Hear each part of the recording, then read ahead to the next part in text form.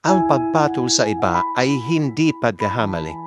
Ito ay desisyon.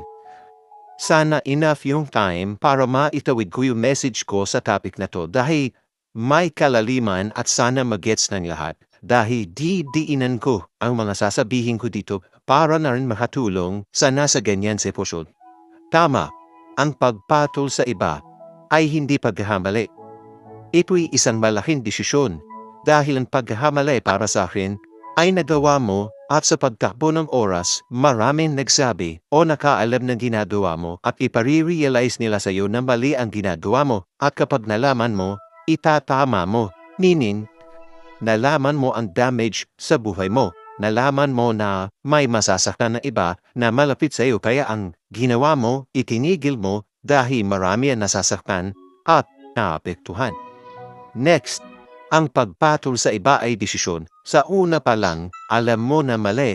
Walang marirealize na mali dito dahil sa umpisa pa lang, alam mo sa sarili mo na mali. Maling mali. Hindi na kailangan may magsabi sa iyo dahil sa umpisa pa lang ng panganaliwa mo, alam mo na mali.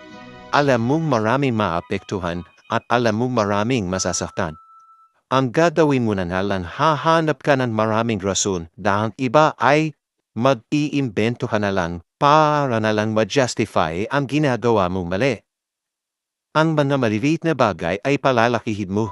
Ang mga simple ay pagagrabihin mo. Ang mga problemang natural naman sa isang relasyon. Ngayon, magdadrama ka na akala mo lubog na lubog ka na sa problema.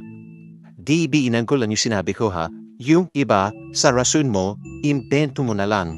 Gawa-gawa mo na lang. At sa imbento mo ito, wala ka ng pakialam. Madamay na ang madamay. Again, desisyon mo na ang pagpatol sa iba dahil ipinagtatanggol mo na. Tandaan, kapag mali ang isang bagay, baluk-baluktutin mo man ang relasyon mo, mali pa rin yan. Sorry sa sasabihin ko. Huwag mong isipin na lahat ng kausap mo na tumatango sa iyo, tanggap ang mga dahilan mo. Wala lang silang magawa dahil feeling nila, aawayin mo sila, oras na, pumuntra sila sa iyo. Ang hirap ano, sa dinami-dami ng daldal mo, sabi ng puso mo, mali yan.